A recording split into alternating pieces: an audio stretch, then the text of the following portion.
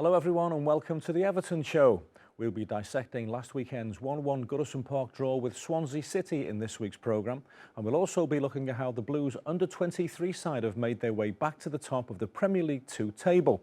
They recorded a terrific 1-0 victory against the previous leaders Manchester City on Sunday, and in doing so made coach David Unsworth a very happy man. And I'm delighted that David Unsworth finally is on the Everton Show. We've been trying for weeks to get this sorted, so it's very apt that you come on when you're top of the table. Great win against Man City. It really was, Daz. It was a great performance. Probably one of the best performances we've had since I've been back at the club. It was that good, and I'm so proud of the lads. And it was well deserved. It wasn't one of those games that we were hanging on. We took the game to them. We pressed the life out of them, and we showed real quality and deserved the win. Really was a terrific win. There'll be plenty more, by the way, from Unzi, and of course his 1995 FA Cup final teammate Diamond in this week's show. And we've also got this little lot as well. You know, we're still everything to play for, and it's all up to us really. We'll keep working every day to try and improve, and obviously try and get us the results that we want and need.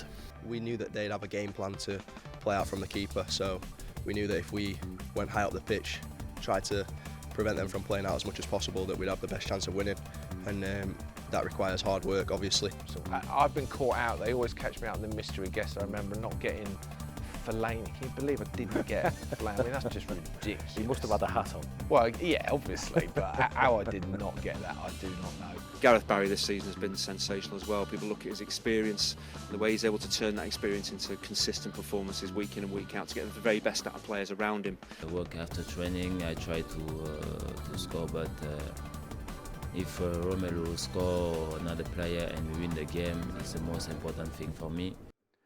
Diamond, we've featured Unzi and the 23s quite a lot on the Everton Show, and they are in terrific form. They are. I've had the pleasure of seeing the lads a good few times this season, and they're playing some good football. There's plenty of competition for places, which is always good to see as well. Youngsters trying to get into the side instead of the more senior ones out of the 23s as well. But it's all good, and if they've had a little bit of a blip, they've bounced back, which is what I'm sure pleases David every bit as much as the form that they're showing. Can't beat being top of the table, can you? Right, let's turn our attentions now to the first team, and there's no getting away from the fact that the 1-1 draw with Swansea City at Goodison last Saturday was a disappointment. The struggling Welsh side was seen as the perfect antidote to the wounds inflicted by Chelsea before the international break. It didn't turn out that way, but at least the second half was an improvement on the first. Ronald Koeman agreed that words needed to be said at the break. I asked them why we need always from outside to get aggression in a game, and why we need to be 1-0 down to get a difference in attitude, and why we don't start the game with full of aggression, with full of pressing. We play home, we have the support of the fans, and we make it too comfortable for them in the first half, and you saw the difference in the second half. More aggression, and then you see then we are stronger than Swansea, and even it was difficult to score the goal, but at least we won every ball in the midfield. We had that kind of aggression, what you need to play good football. You really went for it at the end with your attacking substitutions, and then your right back pops up with the goal. It was a great leap from Seamus. Yeah, of course, great goal, important 1-1, and of course you don't expect.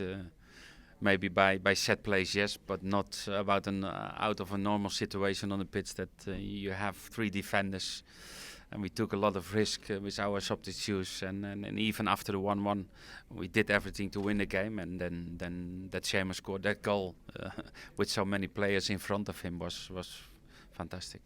First team matters, Dave. It's just not clicking at the moment, is it? Well, it was a disappointing performance, but in the end, it turned out to be a great point. I was at the game, and I think the biggest thing I left with after the game was that there's no easy Premier League games, and everybody walking to the game and looking at that game would have thought, you know, an easy 3 points. There's no such thing in the Premier League, and it's the most honest league in the world, and you really have to be at your best every single week to take maximum points. And in the end, it was a decent point. We left it late though, didn't we, Graham? Very late. Well, we did, but Seamus popped up with the goods. As David said there, it's, you know, a game where we would have liked 3 points, and a lot of fans would have expected it. In the end, when you're 1-0 down with a couple of minutes left, we'll take the point. You take the point. Well, taking positives from such a disappointing afternoon is probably futile, really, but at least we saw the return to action of Leighton Baines. The fullback got 90 minutes under his belt, and although he wasn't happy at either the result or the team performance, he was still relieved to be back in first-team action.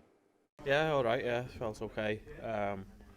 Just be nice to stay fit and sort of get a decent run, and you know, it's been a while in the ends with the sort of setback and the international breaks and stuff. It's been quite a while, so as I say, it'd be nice to get a decent run and try and get some decent match fitness and stuff. Yeah, no more international breaks till March, and games coming thick and fast now. I suppose is it sort of season starts here feel for you now? A little bit, yeah, and I think for everyone, I think as I say, it's stop-start up until this point every year. So I think now, you know, we get a chance to really knuckle down, and that's what we've got to do. We're not in, you know, despite feeling like we're not on a terrific run, we're not in a terrible position, you know, and that's probably credit to how we started the season. So, you know, still everything to play for, and it's all up to us really. We keep working every day to try and improve, and obviously try and get us the results that we want and need. Graham, Brian Oviedo didn't do much wrong when he deputised for Leighton Baines, but it's good to have Bainesy back. Well, of course it is. I mean, Leighton's a top-class player, and it's good to have his quality back in the first team. It's been frustrating for Leighton, frustrating for all of us to know that he's been out, but certainly from his perspective, the worst thing in the world as a player is to be injured. So he'll be delighted to be back, but looking to get a spell of games now where he can get up to top speed. And his experience is vital as well. It is, and I always feel when he's not playing, we miss him. We miss that experience, that quality, and his leadership, because he is a leader on the pitch, and I'm a big Leighton fan. I think he's been tremendous for us over the period, and it's great to see him back. Let's hope he can get a run of games. We'll end part one with a visit to Scotland now to see a genuine Everton legend. The Golden Vision, Alex Young, will be back at Goodison Park this Saturday to help launch a new DVD simply called Alex the Great, which chronicles his life and times. Sadly, the man who won the league in '63 and the cup in '66 isn't in the best of health these days, but when we went to see him in his home village in Scotland recently, his family were more than happy to speak of their pride at his achievements, his relationship with Everton, and of course, about the new DVD. Well, I knew that, you know, what people had told me, he was a legend, he'd won all the major honours in Britain, and everyone used to say to me, if you're half as good as your old man, you'll be some player.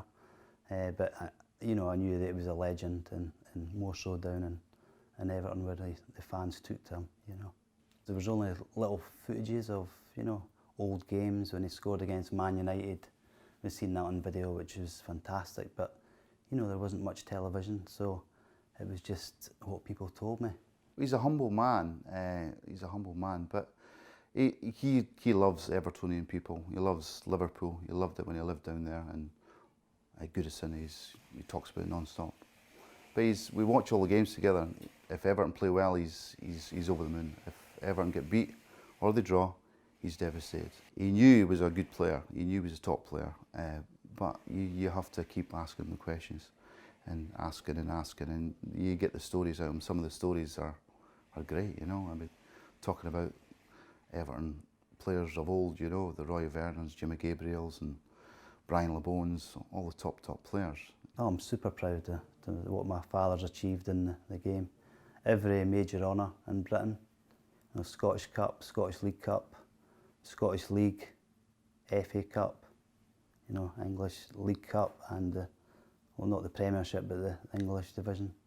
So, and cap for Scotland as well, but, you know, so proud of what my father's achieved. I like to see my father when he was so much younger as well, and, you know, the spark and the slightly flirty attitude, which I thought was fabulous. We're immensely proud of Dad, immensely proud of him, and continue to be so. Glad that Dad at the age he is still getting recognition that he deserves. He didn't ever like too much fuss or anything, but and he never really bragged. Obviously, we talk about football to my brothers, you know, to be able to talk about that, but he never said to me, "Oh, do you know I was a fantastic big star" or anything. Just Dad. The Golden Vision Diamond, quite simply a legend. Absolutely a legend, yeah. I mean, a terrific player. A lot of our elder fans will know all about Alex and his goal feats and what have you. And it'll be great to see the video as well, so some of the younger generation can realise what a terrific player he was for the football club. Fantastic player, fantastic man. And that's it for part one of this week's show. After a short break, we'll put the Everton Under-23s and, of course, David Unsworth firmly in the spotlight.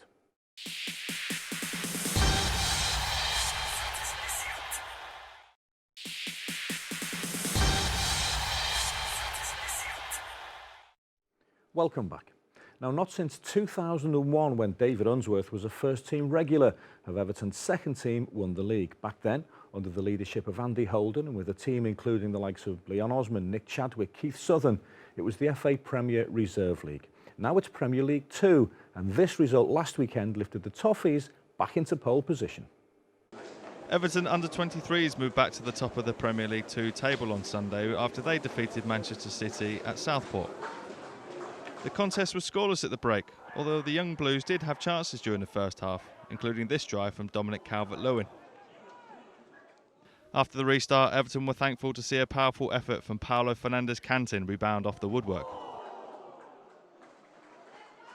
Having been Toffee's focal point in attack all afternoon, Calvert-Lewin struck the decisive match-winning goal midway through the second half.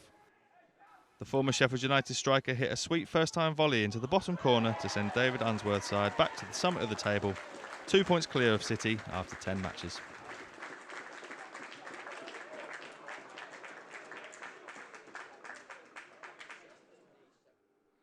Unzi, we'll hear from Dominic Calvert-Lewin shortly, but since coming from Sheffield United, he's made a fairly good impression down at Finch Farm.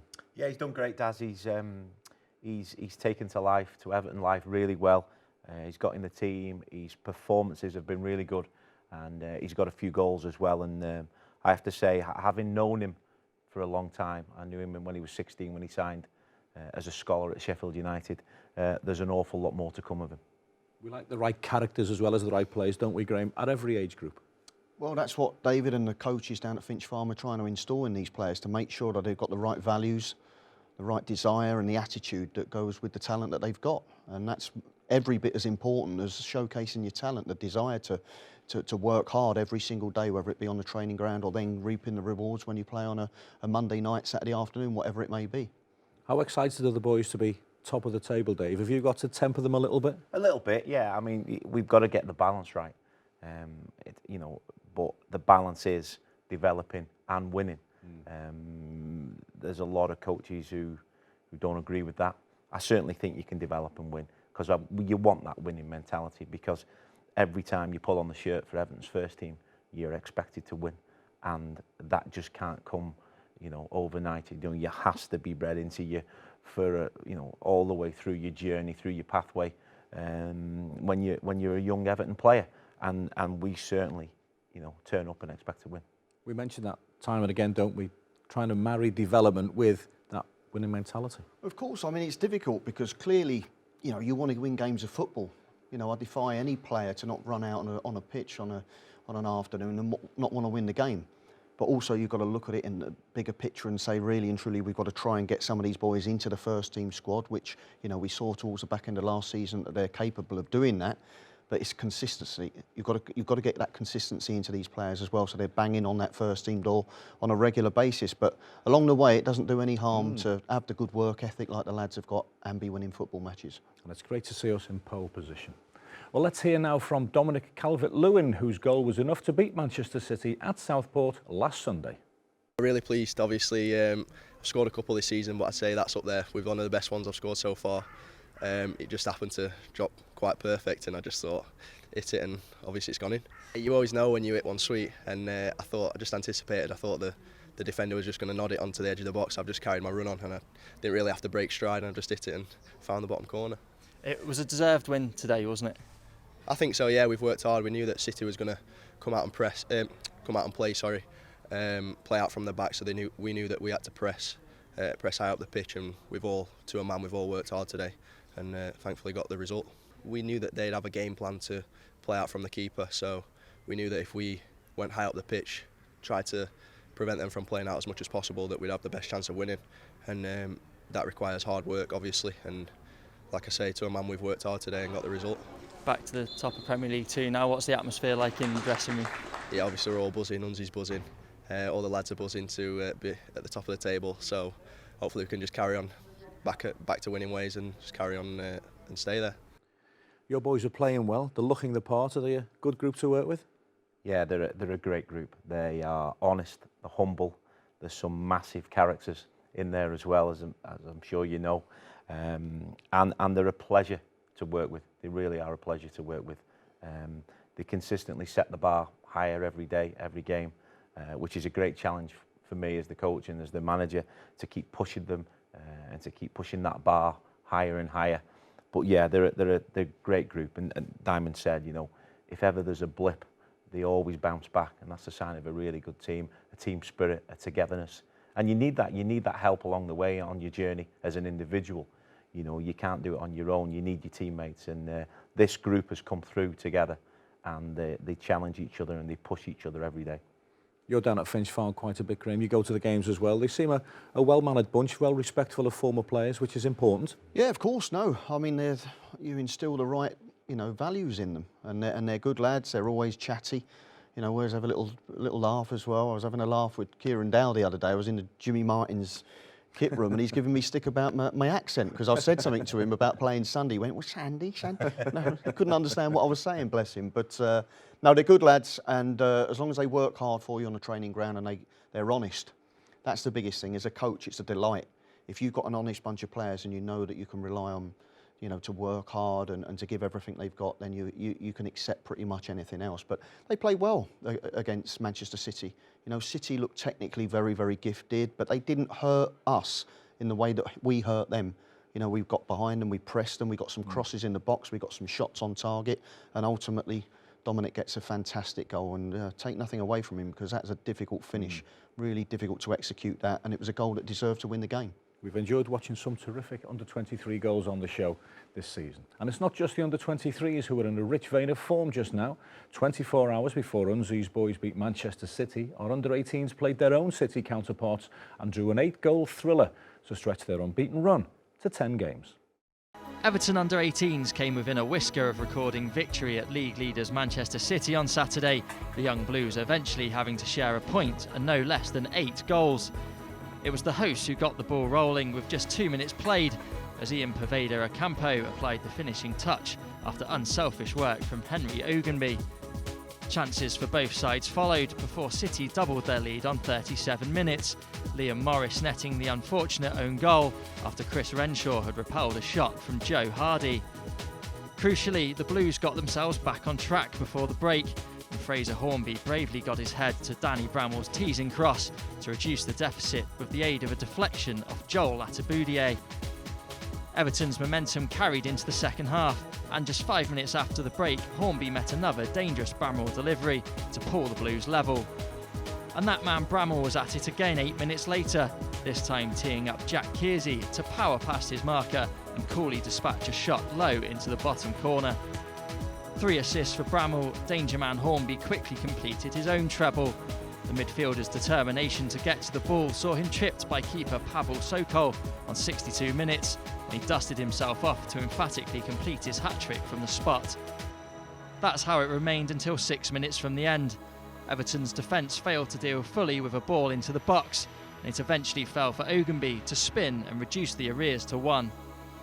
In the final minute, City were awarded a free kick on the edge of the box.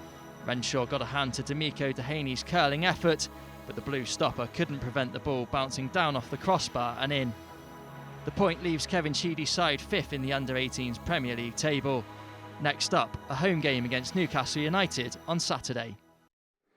Dave, how closely do you have to work with Kevin Sheedy and Paul Tate in the Under-18 setup? Yeah, we work as closely with the Under-18s as we do with the first team. We sort of link it all together, so we know exactly what's going on every day and every week. And yeah, like I said, we work closely with them just as much as we do with the first team as well. Some setup Manchester City have got there at their academy, isn't it, Graham? It's not too bad, that, was it? Can you imagine that as a young lad walking out and playing in that stadium they've got down there at the Etihad? It's terrific. I mean, it's a bonus for them, but ultimately somewhere along the line they're going to be playing at some of these non-league grounds, and you've got to have the right spirit about you to be able to deal with those situations. It's not all like, perfect pitches, bowling green pitches, nicely watered and what have you. You want to see the temperament where they can deal with playing at Southport like they had to the other week.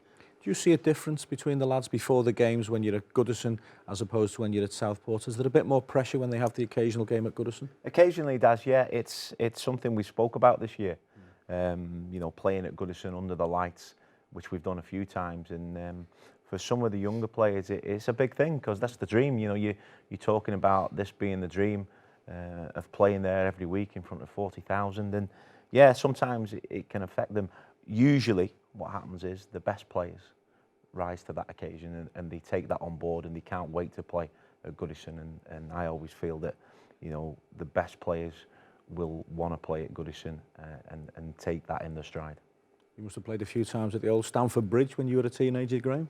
Yeah, same thing. It was, you know, FA Youth Cup games we used to play at Stamford Bridge, and David absolutely right what he's saying. If, you know, it's another part of your development. Can you deal with playing on the bigger stage, as it were, you know, and dealing with everything, the games under the lights, the pressure of a bigger game, and ultimately playing there on a regular basis? That's what they all want to do. That's the aim, isn't it? Well, we're going to take another break right now. When we come back for part 3, we've got our big interview with English Rugby Union World Cup winning Evertonian Matt Dawson. And of course, we have lots more conversation with the Diamond and the Rhino.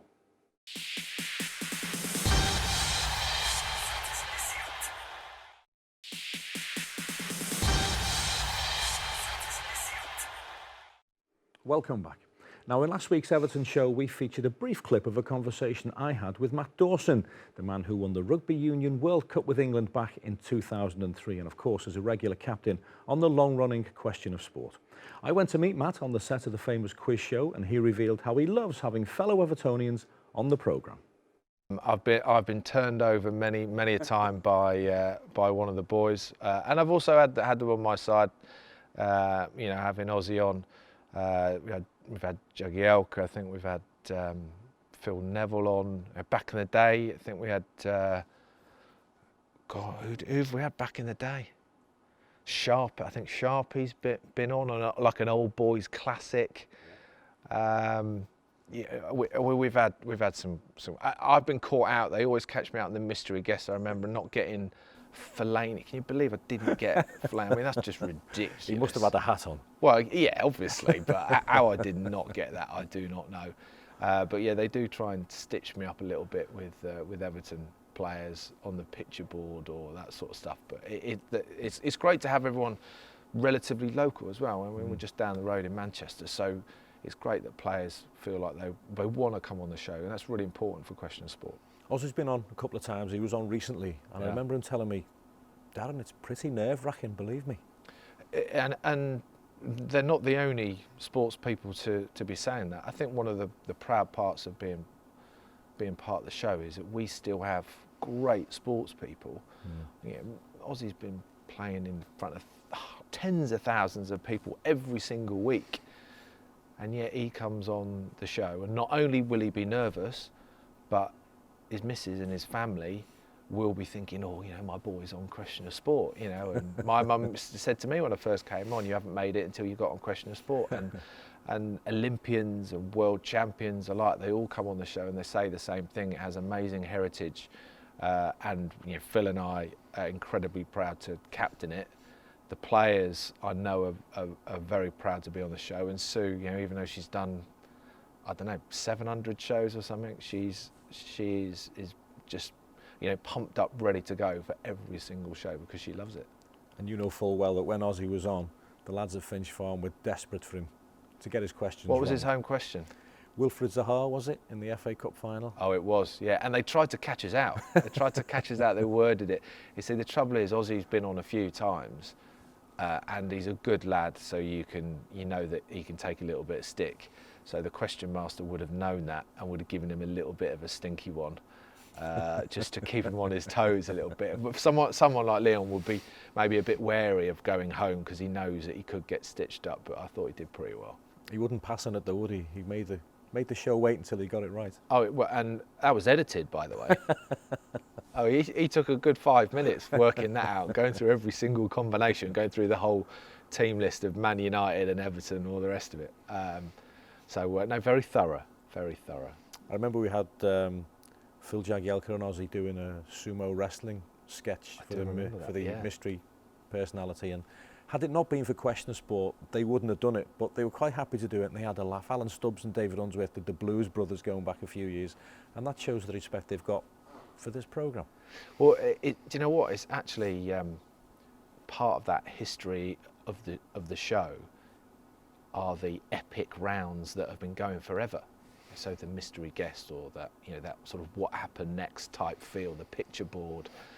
Now the sprint finish at the end. It's what people remember, and I'm not sure any other show these days would get Premiership footballers dressed up in sumo outfits, battling against one another. I just don't think it would happen. But that stems from those players wanting to be part of the show. As I say, as Phil, myself, and Sue want to be part of the show. And I think the beauty from the viewer's perspective is that they see, Everton fans can watch Question of Sport and see an Everton player, maybe in a guise that they've never seen before, and they've seen him in front of the camera saying, that was, how did the game go today? Oh yeah, well it was all fine. It was a game of two halves, and all those sort of standard answers that you would get from professional sports people. Whereas they come on here, and the guard is let down a little bit. Everyone's a bit more relaxed. They might get dressed up, might make a fool of themselves, and you actually get to see them for who they are,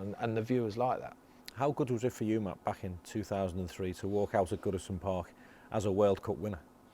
I was very, very lucky after the World Cup. You get invited to do some incredible things. We had the bus ride through Trafalgar Square and visiting the Queen and Prime Minister, and opening anything and everything, and plenty of envelopes. It was ridiculous. It was like invite everywhere. But do you know what? There are just a few that really stand out, and without a question, it was a cold Monday night. I think it was. Arsenal. I didn't really care who we were playing. It was the idea that you invited me up there to walk out on the pitch where I'd never been, dreamt of since I was sort of 5 or 6 years old, and even though I was, going as a rugby player. To be sort of, I think the crowd was singing "Swing Low, Sweet Chariot," and it was just the most bizarre scenario. But yeah, one I will absolutely take to my grave, and look forward to showing my kids, because it was, it told a story from when I was very, very young to then through my career and my achievements, and then I'll be supporting Everton forever, but to have that sort of bit in the middle was really special. And not many people get into the dressing room, or got into the dressing room when David Moyes was manager before the game, but you and Mark Regan did. Is that right? He's quite tight as far as getting people in the dressing room. Got to be a World Cup winner. I have to say, I got on with Moyes really, really well. I thought he was a terrific guy, and I still follow and support him. Absolutely, and he was brilliant to me and to Mark. We went around the dressing room and we saw all the shirts and having a chat with them, and again a little bit like Question of Sport. I wasn't doing Question of Sport at the time, but the player, you could see it in the players' eyes. They were thinking, wow, we've got a couple of World Cup winners in the chat. I mean, it just from me idolising them, they were sort of idolising us. It was a bit. There was lots of patting on the back of one another and. Self-adulation, but it was great. Question of Sport, Unsy. Mystery guest, you and Alan Stubbs, the Blues Brothers. I remember it well. Yeah, so do I. That's the best bit, isn't it? The mystery guest. Yeah. It's always the bit that you want to see, isn't it? Yeah, I remember it really well. We got dressed up as the Blues Brothers and danced around the stage for about an hour, singing a few songs. And I can't remember who got us, but whoever it was, they got me and Al. But yeah, it was good fun. And like I said, that's the best bit on the show, isn't it? The mystery guest. Let's go right back in time then, Diamond. You obviously played alongside Unsy many, many times. Did you ever think he was the type of guy that would go into coaching?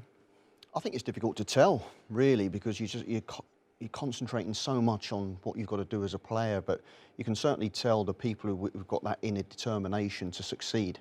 And I think if you're going into coaching, you need to instill that, as we've already talked about on the show, into the players that you're coaching. So certainly from that perspective, yeah, no doubt about it. Articulate, can speak well, handles himself very well. So, you know, there's no weakness. The players aren't daft. If you stand in front of a group of players and they spot a weakness, game over. He's quite a strong character. And I suppose when you win the FA Cup, particularly with Everton, you must strike a chord, strike a bond that's there forever.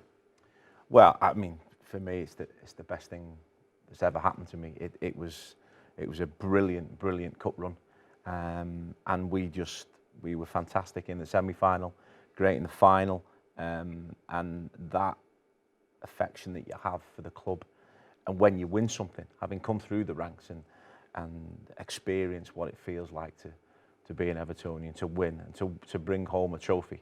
I mean, I don't know what Diamond thinks, but that Sunday when we came back, when we won the cup, it was just an amazing day to see, you know, the open top bus. Can you remember it? Just.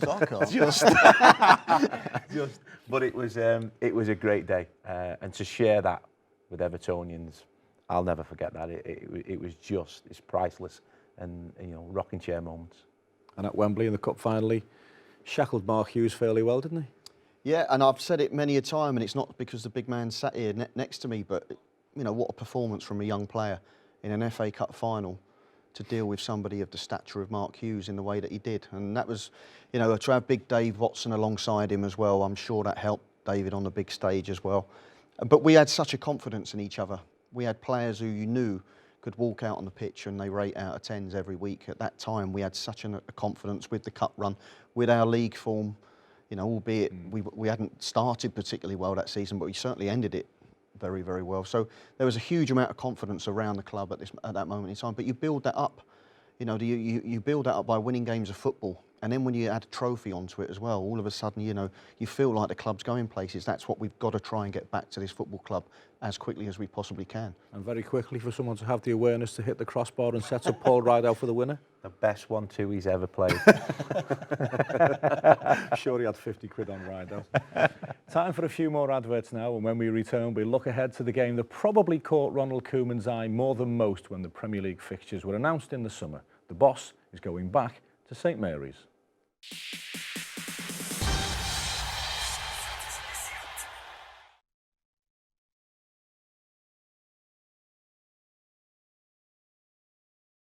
Welcome back to the fourth and final segment of this week's programme. Now, Saturday's visit to Southampton is a big game in more ways than one. We'll hear from Ronald Koeman shortly, but here's what a former teammate of Unsworth and Diamond makes of the manager's first return to St Mary's. This is Andy Hinchcliffe. It's unusual for players, of course, to go back. I remember Sheffield Wednesday coming back to Everton, getting a great reception. You always want to do well as a player. And of course for managers as well. He did such a fantastic job at Southampton. Hopefully he'll get rewarded by the Southampton fans for the job that he did there, and he won't get too much grief. He's looking to do a similar job here at Everton, so he'll be demanding a lot more of his players going back to a former club. It is very different for managers and players, but I think he'll enjoy going back. He'll enjoy it even more if Everton can pick up a win. It's a tough game, isn't it? It is. I saw Southampton play at the Etihad against Man City and played the game very well. Their game plan, the way that they play the game, the way that they press, sometimes in 3s and 4s, sometimes as a team, is really impressive. And when they get the ball, there's bags of threats all over the pitch as well. So it's going to be a tough test for Everton. Who's caught your eye for Everton this season, Andy? I'm always impressed with the fullbacks. I think Oviedo has done a very good job with Leighton Baines missing. I know Leighton Baines is such an important part of this team with Seamus Coleman. I always love seeing those two get forward, and with Bainesy missing, I've been really impressed with Oviedo. I wasn't sure it was going to work, but defensively I think he's very sound. He can play that position pretty comfortably. Ideally he'd want Leighton back in there. Gareth Barry this season has been sensational as well. People look at his experience and the way he's able to turn that experience into consistent performances week in and week out to get the very best out of players around him.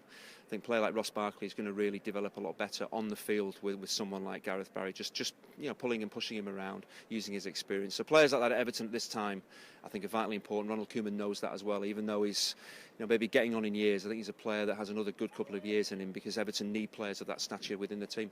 600 and odd Premier League games, and he's at least an 8 out of 10 every week. It's some going, isn't it? It is. This is the thing. People say, well, you have this experience, and people say, well, your legs are going slightly, but it's using your brain and getting around the pitch and knowing where things are going to happen. And that's what Gareth does so well. When you play the ball into him, he keeps hold of possession well, and he's just that link play between the back four, the back three, and the attacking players. And he just knows his role, doesn't overcomplicate it.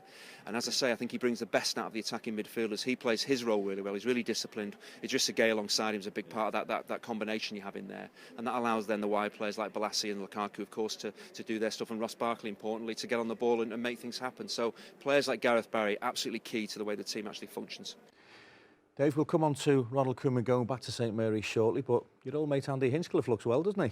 Well, he looks okay.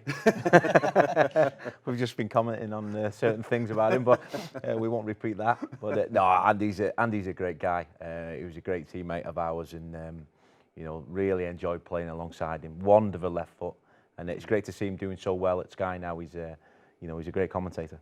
Ronald Koeman going back to St Mary's. He might not get the warmest of receptions, Diamond. I don't think he'll be overly surprised if he doesn't, Daz, to be honest with you. But, you know, that's life. That's football life, isn't it? You leave a football club and under a bit of a cloud, you know you're going to get a little bit of stick. Put the earphones on and he'll be okay. Borrow Rom's earphones, he'll be fine. He's played at some big clubs in some big games. It won't bother him, will it, the boss? I can assure you it will not bother him one bit. I can assure you. You know, when you play for the teams that he's played for, he'll be going back there hoping to win, expecting to win, and there'll be nobody more focused, I can assure you, than Ronald on Saturday. Tough game, isn't it? It is a tough game. It's a difficult one because Southampton are a decent side. Simple as that. I mean, he did a terrific job for them for a couple of years, and he's left a strong outfit down there. So it's going to be tough to us to go there and get 3 points, but we've got to look to do that. We have to, because it was disappointing, especially that first half on Saturday. So we've got to get back, you know, into the winning ways. And we've got the personnel. We've just got to find that level of consistency through that first team now to pick up wins and get some momentum going. The leading pack are threatening just to pull away, aren't they? Yeah, they are, but nothing that a couple of wins on the bounce. That's the great thing with the Premier League. You go and win 2, 3, 4 games on the bounce, which our team is more than capable of.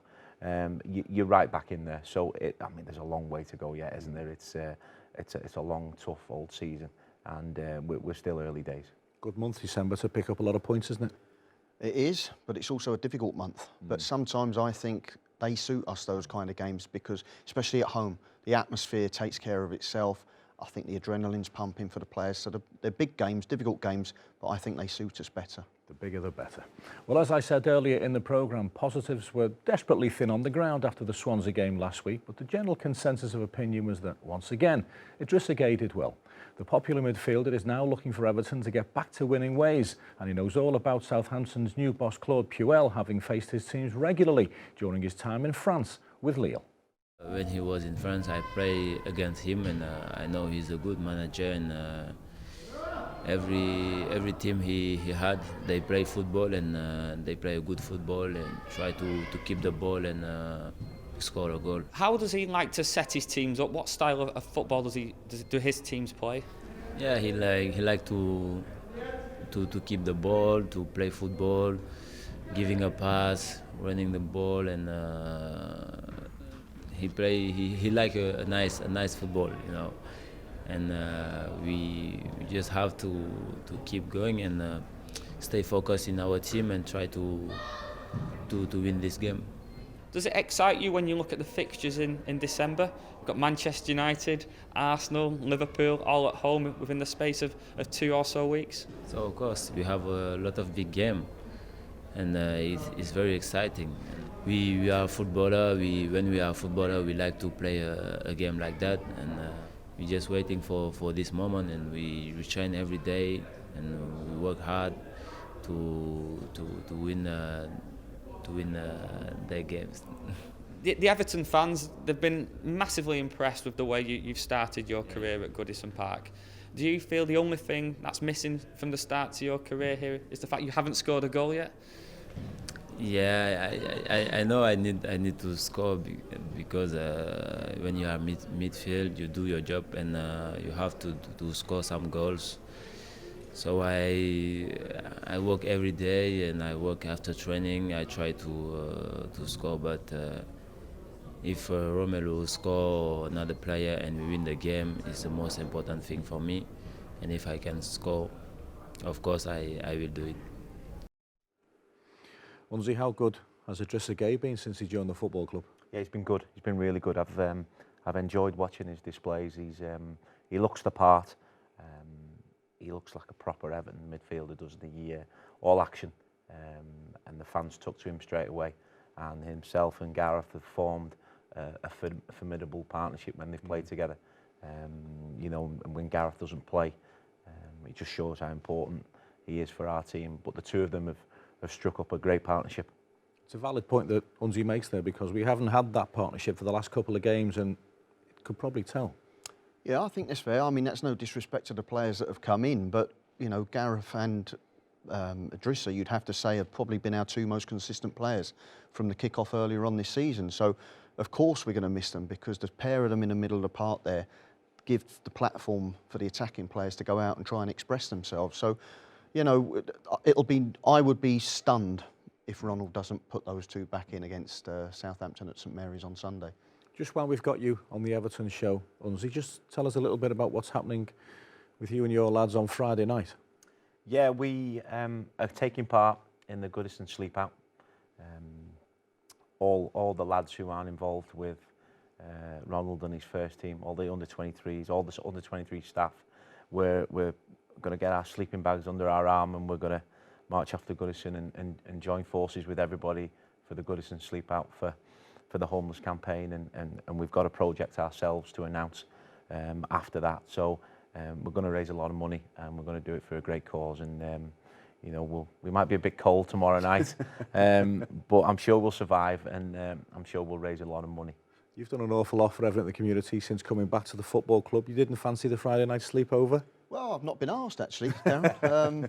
But no, fancy it? No, listen, I'll tell you what I'll do. I'll come along in my car and I'll bring some nice hot soup for you, and then I'll shuffle back off, because I'm travelling down to Southampton the next day. Appreciate that. We've seen Unzi's boys doing quite a bit for Everton in the community. Unzi thinks it's important that they should be out there, and he's quite right. Of course, yeah. I mean, it's a great charity, and we were at the volunteer awards this week, Darren, giving out, and some of the hours that people are putting in, you know, off their own backs to just go out and help other people in and around our community is very, very admirable. So I think it's great that all of our players, whether they be first team or through the academies, what have you, get the opportunity to go out and realise and see it firsthand for themselves that, you know, you've got potentially a very, very comfortable life ahead of you. And there's an awful lot of people worse off than yourself, so don't ever moan. You're never too young to learn how to represent Everton Football Club in entirely the correct manner, are you? Never. I feel it's really important. It's part of my job to not just produce footballers for the first team or produce footballers to be as good as they can be, but help them and encourage them to be good young men. And our boys do an awful lot of work with the community, and quite rightly so. We wanted to do something a little bit different, a little bit special. We're doing that. I think a few had their heads in the hands when we told them, but they've all going to grasp it, and we're going to raise a lot of money. Fair play to them. Well done, lads. Full commentary from St Mary's, by the way, on Sunday will, as always, be on evertonfc.com. So press the mute button on the telly and listen to me and Diamond. That's the way it's done. 237 miles from Goodison to St Mary's. Bringing home 3 points will make it all worthwhile. We shall see. My thanks to David Unsworth for joining me and the Diamond this week. It's been terrific, and I'm sure we'll have him back. We've enjoyed your company as well, and we'll see you again next week.